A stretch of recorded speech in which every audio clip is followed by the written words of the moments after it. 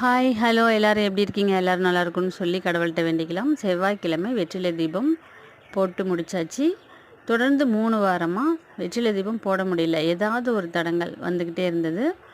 ஒரு வாரம் விட்டுட்டாலும் அது இந்த மாதிரி தான் வந்து நிற்கும். அதனால் முடிஞ்ச அளவுக்கு வெற்றிலை தீபம் போட்டே ஆகணும்னு சொல்லிட்டு இந்த வாரம் போட்டு முடிச்சாச்சு. நல்லபடியாக சாமி கும்பிட்டு முடிச்சாச்சு.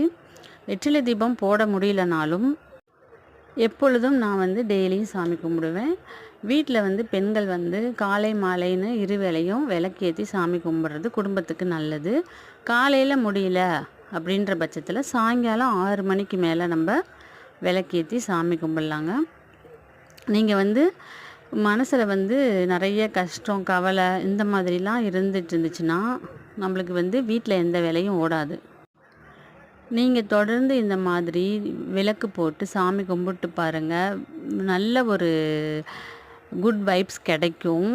நல்லதே நடக்கிற மாதிரி நம்மளுக்கு ஃபீல் ஆகும். நல்லதே தான் நடக்கும். கணவன் மனைவி சண்டை இருந்தால் கூட அது கொஞ்சம் கொஞ்சமாக தீர்ந்து போய் ஒற்றுமை உருவாகும்.